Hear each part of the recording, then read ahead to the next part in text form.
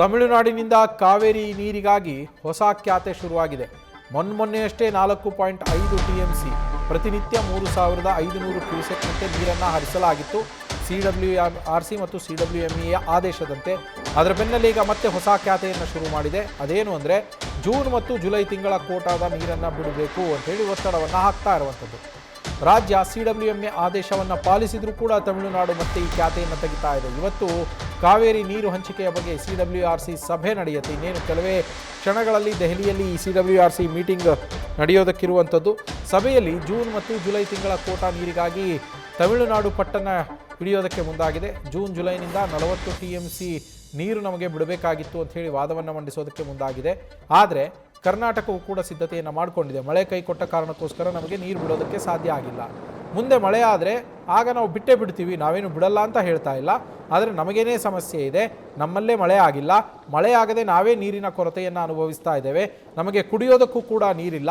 ಇಂತಹ ಪರಿಸ್ಥಿತಿಯಲ್ಲೂ ಕೂಡ ಮಧ್ಯದಲ್ಲಿ ಒಂದು ಸ್ವಲ್ಪ ಮಳೆ ಬಂದಿದ್ದರಿಂದ, ಆ ಮಳೆಯಿಂದಾಗಿ ನೀರು ಬಂದಿದ್ದರಿಂದ ನಾವು ಈ ಹಿಂದೆ ನೀವು ಕೊಟ್ಟಿರುವ ಆದೇಶವನ್ನು ಪಾಲಿಸಿದ್ದೇವೆ.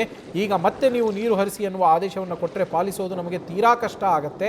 ನಮ್ಮ ಜನರು ಇದರಿಂದಾಗಿ ಸಂಕಷ್ಟವನ್ನು ಎದುರಿಸ್ತಾರೆ. ಅಲ್ಲಿ ನಮಗೇನೇ ನೀರಿಲ್ಲದೆ ಇರುವಾಗ ನಾವು ಹೇಗೆ ಹರಿಸೋದು ಅಂಥೇಳಿ ವಾದವನ್ನು ಮಂಡಿಸೋದಕ್ಕೆ ಕರ್ನಾಟಕವು ಕೂಡ ತಯಾರಿಯನ್ನು ಮಾಡಿಕೊಂಡಿದೆ. ಒಟ್ಟಿನಲ್ಲಿ ಮತ್ತೊಮ್ಮೆ ಕಾವೇರಿ ಕಿಚ್ಚು ಹೆಚ್ಚಾಗ್ತಾ ಇರುವಂಥದ್ದು. ಜೂನ್ ಜುಲೈ ತಿಂಗಳ ಕೋಟಾಕ್ಕೆ ನೀರು ಬಿಡಬೇಕು ಅನ್ನೋದು ತಮಿಳುನಾಡಿನ ವಾದ ಮತ್ತು ಒತ್ತಡ. ಜೂನ್ ಜುಲೈ ತಿಂಗಳ ಕೋಟಾದ ನೀರನ್ನು ಬಿಡಬೇಕು ಅಂತೇಳಿ ಒತ್ತಡವನ್ನು ಹಾಕೋಕ್ಕೆ ಮುಂದಾಗಿದ್ದಾರೆ. CWMA ಆದೇಶವನ್ನು ಪಾಲಿಸಿದರೂ ಕೂಡ ತಮಿಳುನಾಡು ತನ್ನ ಖ್ಯಾತೆಯನ್ನು ನಿಲ್ಲಿಸ್ತಾ ಇಲ್ಲ. ಬೆಳಗ್ಗೆ 11 ಗಂಟೆಗೆ ದೆಹಲಿಯಲ್ಲಿ CWRC ಮಹತ್ವದ ಮೀಟಿಂಗನ್ನು ಕರೆದಿತ್ತು. ಇನ್ನೇನು ಕೆಲವೇ ಕ್ಷಣಗಳಲ್ಲಿ ಆರಂಭ ಕೂಡ ಆಗತ್ತೆ ಈ ಮೀಟಿಂಗು.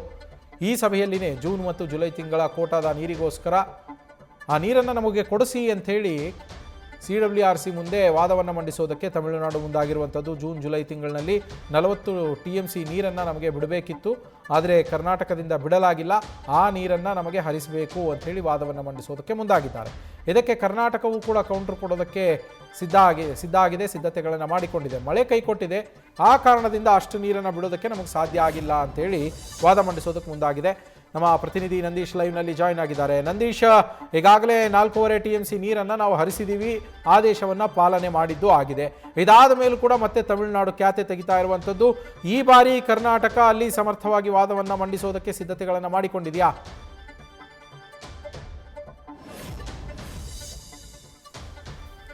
ಖಂಡಿತ ನವೀನ್, ಈಗಾಗಲೇ ಜುಲೈ 30ರಂದು CWRC ಹಾಗೆ CWMA ಒಂದು ಆದೇಶವನ್ನು ಕೊಟ್ಟಿತ್ತು. ಆ ಒಂದು ಆದೇಶದ ಪ್ರಕಾರವಾಗಿ ಇದೀಗ ತಮಿಳುನಾಡು ಹೆಚ್ಚುವರಿ ನೀರನ್ನು ಹರಿಸಿರುವಂಥದ್ದು. ಅಂದರೆ 15 ದಿನಗಳ ಕಾಲ 3,500 ಕ್ಯೂಸೆಕ್ಸ್ನಂತೆ ನಿತ್ಯ 15 ದಿನಗಳ ನೀರನ್ನು ಹರಿಸಬೇಕು ನಿಟ್ಟಿನಲ್ಲಿ ಹೇಳಿತ್ತು. ಆದರೆ ಅದಕ್ಕಿಂತಲೂ ಕೂಡ ಹೆಚ್ಚಿಗೆ ನೀರನ್ನು ಈಗ ತಮಿಳುನಾಡಿಗೆ ಹರಿಸಿರುವಂಥದ್ದು. ಅಂದರೆ 4.5 TMC ಬದಲು ಬರೋಬ್ಬರಿ 7.5 TMC ನೀರನ್ನು ಈಗಾಗಲೇ ಕಬಿನಿ ಹಾಗೆ KRS ಅಣೆಕಟ್ಟೆಯಿಂದ ನೀರನ್ನು ಹರಿಸಲಾಗಿದೆ. ಆದರೆ ಇದೀಗ ಮತ್ತೆ ತಮಿಳುನಾಡು ಕಾವೇರಿ ನೀರಿಗಾಗಿ ಖ್ಯಾತೆಯನ್ನು ತೆಗೆದಿರುವಂಥದ್ದು. ಅಂದರೆ ಜೂನ್ ಜುಲೈ ತಿಂಗಳಿನಲ್ಲಿ 40 TMC ನೀರನ್ನು ತಮಿಳುನಾಡಿಗೆ ಹರಿಸಬೇಕು, ಆ ಒಂದು ಕೋಟದ ನೀರನ್ನು ಹರಿಸಬೇಕು ನಿಟ್ಟಿನಲ್ಲಿ ಇದೀಗ ಖ್ಯಾತೆಯನ್ನು ತೆಗೆದಿರುವಂಥದ್ದು. ಇವತ್ತು CWRC ಸಭೆ ಬೆಳಿಗ್ಗೆ 11 ಗಂಟೆಗೆ ಈಗಾಗಲೇ ಆರಂಭ ಆಗಿರುವಂಥದ್ದು. ಅದರ ಜೊತೆಗೆ ಮಧ್ಯಾಹ್ನವೇ CWMA ಕಾವೇರಿ ನೀರು ನಿರ್ವಹಣಾ ಪ್ರಾಧಿಕಾರದ ಸಭೆಯೂ ಕೂಡ ಇರುವಂಥದ್ದು. ಇವತ್ತು ಒಂದು ರೀತಿ ಹೈ ವೋಲ್ಟೇಜ್ ಸಭೆಯೂ ಕೂಡ ನಡೀತಾ ಇದೆ. ಈ ಒಂದು ಸಭೆಯತ್ತ ಮಂಡ್ಯ ಜಿಲ್ಲೆಯ ರೈತರ ಚಿತ್ತ ನೆಟ್ಟಿದೆ. ಅಷ್ಟೇ ಅಲ್ಲ,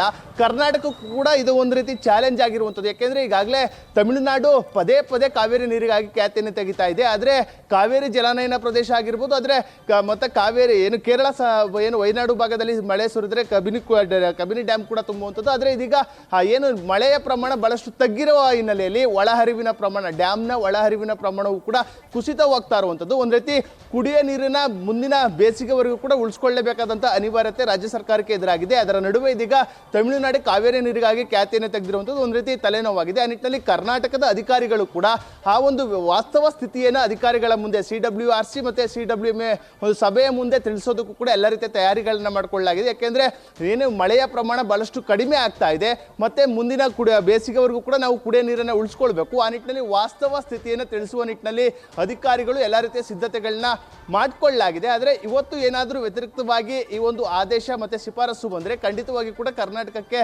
ಕರ್ನಾಟಕದ ವಿರುದ್ಧ ವ್ಯತಿರಿಕ್ತವಾದಂತಹ ಒಂದು ಆದೇಶ ಬಂದರೆ ಖಂಡಿತವಾಗಿಯೂ ಕೂಡ ಸಂಕಷ್ಟ ಎದುರಾಗೋದ್ರಲ್ಲಿ ಯಾವುದೇ ಅನುಮಾನ ಇಲ್ಲ ಅಂತ ಹೇಳ್ಬೋದು. ಒಂದು ಕಡೆ ರೈತರು ಕೂಡ ಮಂಡ್ಯದಲ್ಲಿ ತಮ್ಮ ಬೆಳೆಗಳಿಗೆ ನೀರನ್ನು ಹರಿಸಬೇಕು ಎಂಬ ನಿಟ್ಟಲ್ಲಿ ಮನವಿಯನ್ನು ಮಾಡ್ತಾ ಇದ್ದಾರೆ ರಾಜ್ಯ ಸರ್ಕಾರಕ್ಕೆ.